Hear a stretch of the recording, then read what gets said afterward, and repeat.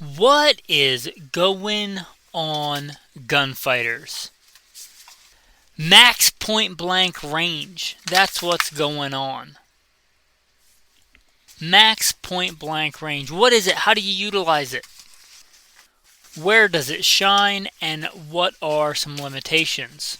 That's what we're going to talk about today on Gunfighter Life. Welcome to the podcast. We talk about guns, gunfighting, tactics, ballistics, guns and gun-adjacent topics the right way with God at the center, Judeo-Christian values, and real-world first-hand experience. I'm going to put in a fast, rapid-fire version of the bio, boil it down. If you've heard this podcast before and you like it, please like, subscribe, leave a review, and maybe share it with somebody you think would enjoy it. I would appreciate that. Blessed to have served in the military, law enforcement, combat veteran, private contractor, competition shooter, lifelong hunter, guide. Blessed by God that He got me through all those things so I could share this firsthand training, knowledge, experience with you to serve you today. Let's dive into the podcast. So, what is this point blank range you speak of? Now, there's the way that it's sometimes used by not very gun savvy people, like a colloquial way that it's used, and then the proper vernacular, the proper way that it's used. The incorrect way is when somebody says it and they mean something's really, really close. It's like, oh, is it point blank range? Actual point blank range could be 300 yards, which we'll get into. But that's the way a lot of people use it. Point blank range, meaning like the guy put the gun up to his chest. That point blank range, really close, that's not what it actually means. That's how people use it. Kind of like how people say bullets when they mean cartridges. Just because they use it commonly doesn't make it correct. Now, what is actual point blank range? Now, what point blank range actually means is really specific based on the platform that you're shooting, the projectile, barrel length, velocity, ballistic coefficient, humidity, literally things as esoteric and convoluted as that. It can really depend on a lot of factors, but what it means is at what distance can I point at my target and hit my target without making any corrections? Here's an example, probably the most common example. The U.S. Army and the M4 has a point-blank range of 300 meters. Now, it'll shoot farther than that, but you can aim at the full-size, man-size silhouette target. If you aim at it and you do everything you're supposed to do and make it a good shot, you will hit that target without any necessary adjustment. And again, 300 meters is pretty far. That's not what a lot of people mean when they say point-blank range. Why is this so? Well, because bullets, practically bullets only fall in relation to the bore.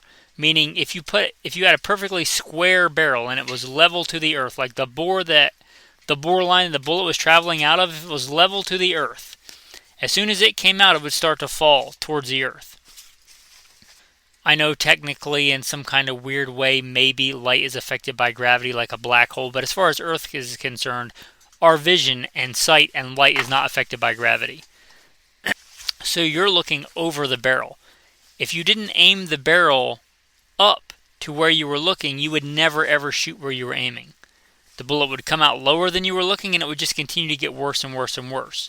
To correct this, even though it's a very, very small angle, you actually angle the barrel up in relation to your eyes. If you picture like a front sight and a rear sight and you're looking straight level, if your target was completely level with where you were standing, like your gun is, you're 6 foot tall, the gun is 6 foot off the earth.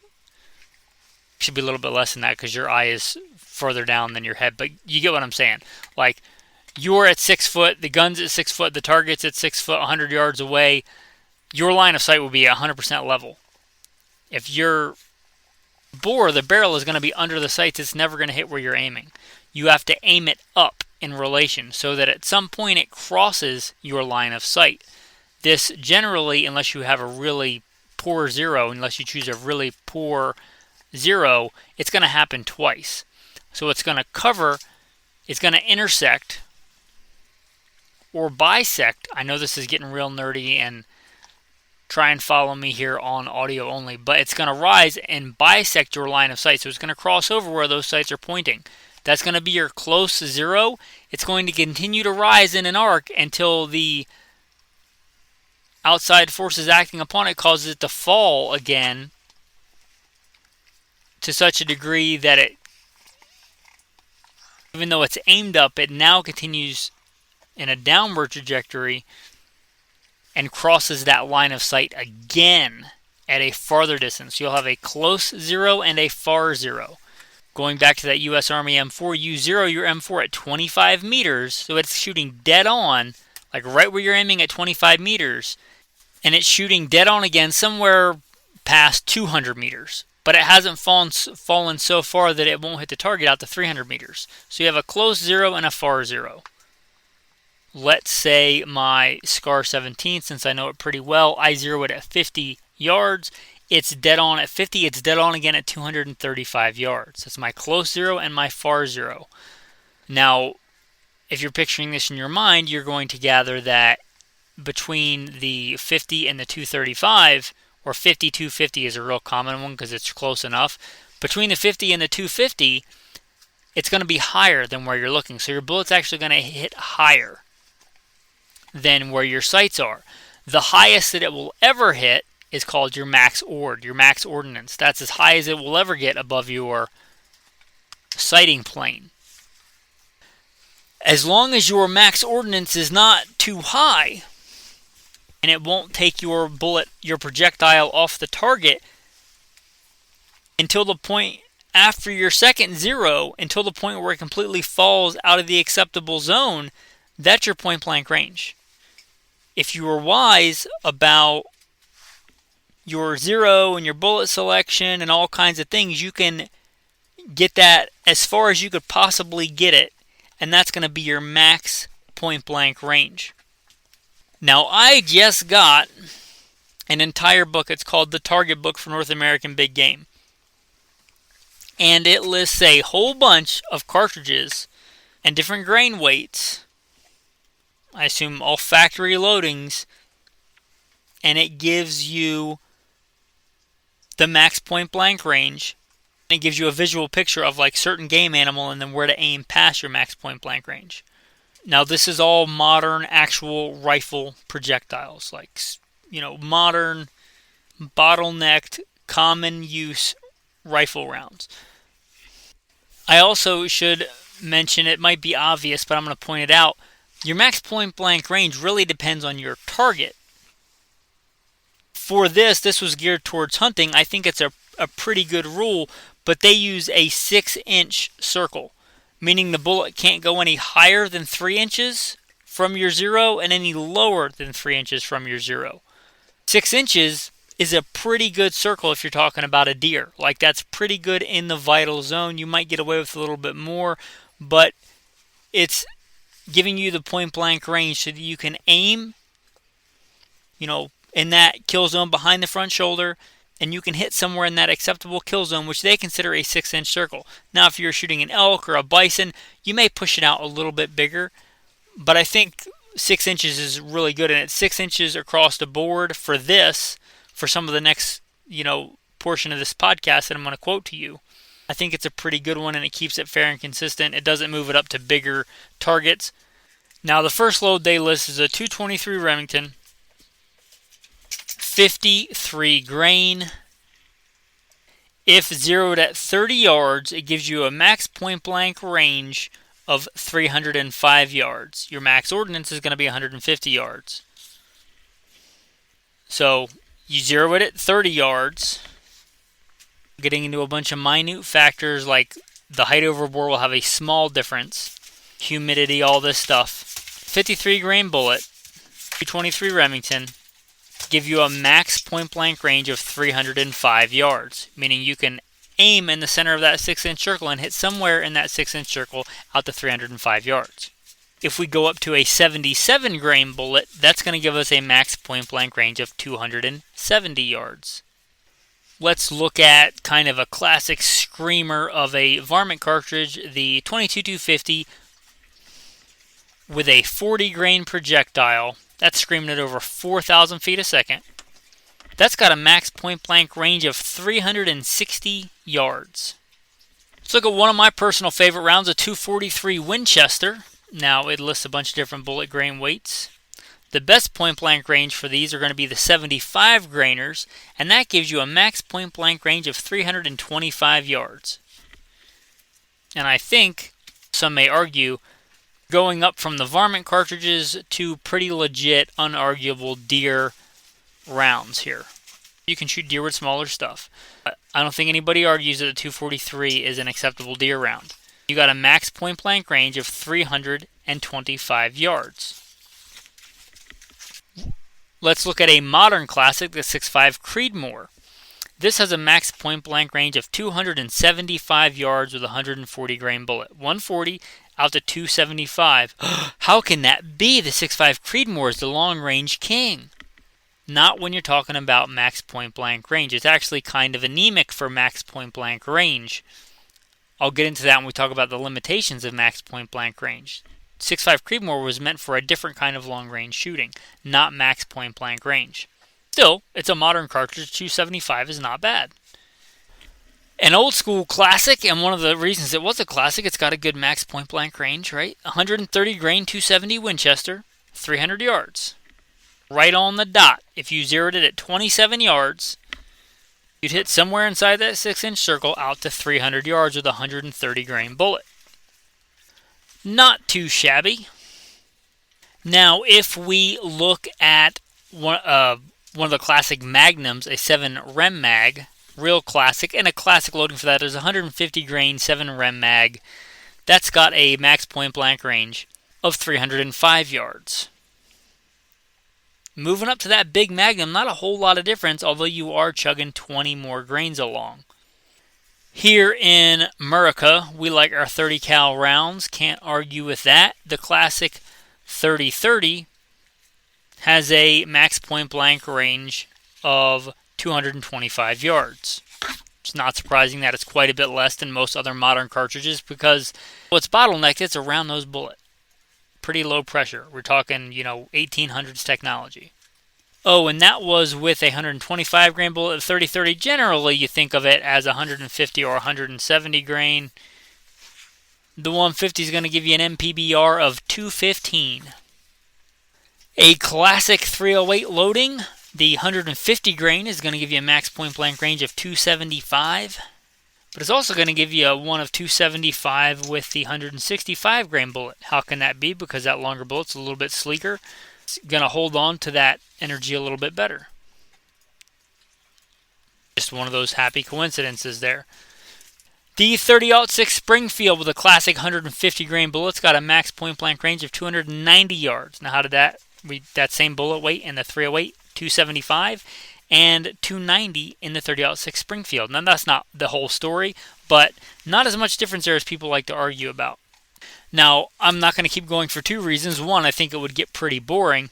And two, because I think most people, and I've hunted a long time, I've guided a long time. When I was younger, I fell into the Magnum-itis craze, got Magnum-itis. In my opinion, most hunters, most shooters should stay away from Magnums. I'm not going to go into Magnums. I think they're usually unnecessary for most things in North America.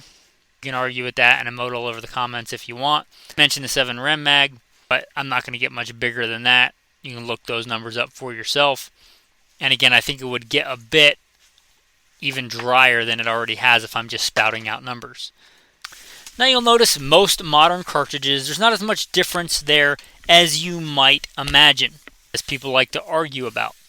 Most modern cartridges, you can get a max point blank range out to, say, 275 yards. Now, What are the limitations to this? Obviously, if you want to shoot farther than that, you got to do something else. Going back, I mentioned the 6.5 Creedmoor, which I like the 6.5 Creedmoor, but it was not designed to be a speed demon, to be a long max point blank range cartridge. It was designed for a different kind of long range shooting. Once we had laser rangefinders, it really doesn't matter if you were going to bring a bunch of electronics in the field and tote that stuff around. If your bullet drops 6 inches or 8 inches or 12 inches, as long as you know how much it drops and you have a laser rangefinder and you have the time, you can range that target and dial the 12 inches of drop and no big deal, right? And the industry has kind of gone this way. It kind of makes sense. I think the max point blank range thing largely has not been talked about a lot and forgotten. Think of this from a marketing standpoint. I can sell you this rifle with this fairly predictable drop and wind drift cartridge when it's best paired with a big giant optic and a electronic laser rangefinder and the batteries you need for it in this big heavy rifle. And because it's all so heavy, I'm going to sell you this giant tripod because you're probably not going to be able to shoot it standing very well or kneeling or any what I would call practical shooting position. You're going to have to shoot it off your belly. Or we'll sell you this big giant tripod. And now you have so much stuff. Well, I've got the solution for that too. How about you buy a $12,000 side-by-side at 20% interest? Don't worry, I can give you a loan. And before you know it, you're 40 grand into it. And, for 40 grand, you too can shoot an elk. Well, that's a lot more money, and you're buying a lot more stuff than if I tell you that most big game animals, elk, even mule deer, pronghorn antelope, certainly whitetail deer, are shot inside of 275 yards. Now, they're almost, not all, but almost all are shot within 275 yards. If I told you I could give you a good handy rifle that didn't cost an arm and a leg, and a good sleek felt scope with a simple reticle, and you could practice some marksmanship and point at the kill zone of that animal and hit it anywhere between bad breath distance and 275 yards for a lot less fuss and a lot less money, which one of those things do you think is going to make people more money? Which one of those do you think is simpler and more effective? Now, I like max point blank range. It's not the end all be all. It does have its limitations. And to be honest, I kind of like max point blank range plus. Like, I'll know what my max point blank range is. And then sometimes, I live in what I would call the Wild West, free America. Montana, Wyoming, Idaho, northern Utah kind of area. Big wide open spaces. I love to hunt out there. I also like to spot and stalk and still hunt. I'll use my max point blank range. And then I'll know what's farther than that. I'll usually just try and get within that, because if I shoot an animal, I have to walk over there and get it anyway.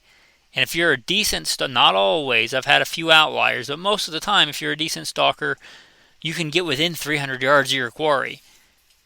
If I can't, I'll generally have some kind of reference that hash marks under the main part of the reticle where I can reference. You might call that like max point blank range plus. Now here's the deal. It's just different. It's not as precise. So what are you losing? You're losing precision there. If I have what's so hot right now, like a 7 PRC, and I have a custom dial turret and I have all my numbers and I spent all this money to have all these electronics, I can dial it in, and if I've got a 1 MOA gun, which it probably is, I can hit within an inch of where I'm shooting. If I know my exact clicks and dials, or an inch per 100 yards is more accurate, so 1,000 yards, somewhere within 10 inches. You think you should even be shooting that far at a living thing. Shooting steel for fun is one thing. But that takes time.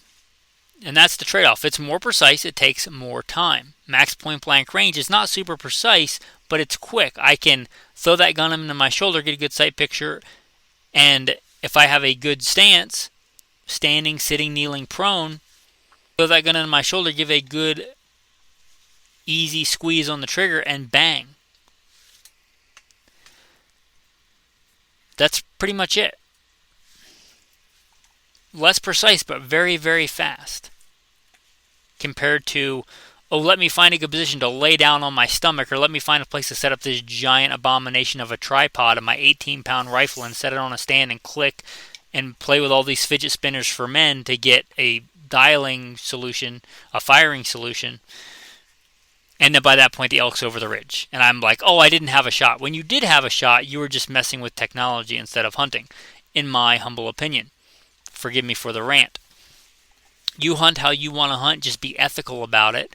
I'm just saying this is a way to do it. So don't think that if you want to go hunt elk or pronghorn or many other things that you need to spend thousands of dollars and, do all this math and have a bunch of electronics, because you don't. People were killing those animals long before they had electronics and laser rangefinders and custom dial turrets and all this other stuff. So you don't need it. If you want to use it, just be ethical with it. I'd still rather you do that than sit on your butt, watch Netflix, and eat Doritos or whatever the average person eats. But max point blank range is still a useful tool. Some things on the max point blank range. Just because something is in the max point blank range doesn't make it ethical. Now this book does list, and you could argue with these numbers, but it's a pretty good approximation, and bullet technology comes into play hard here.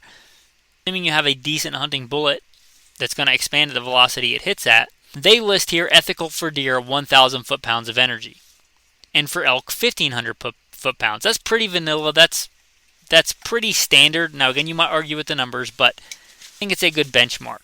Going back to that 223 53 grain bullet, even though it has a max point-blank range of 305 yards, it has a maximum range on deer of 120 yards, meaning it has enough energy, they say, to ethically kill a deer at 120 yards.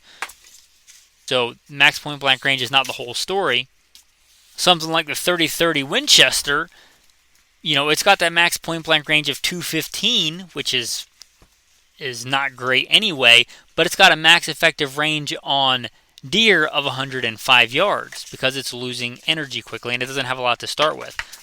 You can argue with this, but they give the 1,500 foot-pound minimum effective range 30-30 for elk at only 65 yards. It starts losing under 1,500 foot-pounds of energy at 65 yards. So for that max point-blank range, depending on your target, you need two things. To be inside that circle, and you need enough killing power. If you go to the opposite end of that spectrum, something like a 45-70 or a shotgun slug, you're going to have plenty of killing power out past your max point-blank range. You don't have to worry about having enough energy inside that max point-blank range, but your max point-blank range is not going to be very far because that 45-70 is going to drop out of that. Now, the 45-70 is not in this book. I try to compare apples to apples, but it's just not in the book, despite what marketing might have you believe. There's not a bunch of people running around out west hunting elk with 45-70s. It's not in the past 120 years. So if I use a federal factory load, just because it's a simple calculator to use and they give you their ballistics data, you can look it up on their, federalpremium.com. They're not a sponsor of the show. I'm just saying it's easy calculator to use. I zero it at 50 yards, 45-70, 300 grain bullet at 1850 feet a second. I don't even make it to 150 yards. At 150 yards, I'm at minus 6 inches for the center of the circle, so you can only go 3 inches below that for the numbers we were talking about. Maybe 125-yard cartridge for max point-blank range. It's got plenty of killing power. Get it in that circle, it'll kill far longer distance than that. But just to give you an idea of the limitations, you need both the killing power and the ability to hit within that circle if you want to take advantage of the max point-blank range. I'm not telling you it's the only method. I'm not saying it's the best method for you. I'm saying it is a method that I think has largely been forgotten about because it's so simple and very effective. With that, guys, keep your Bibles open and your powder dry, and have a blessed day.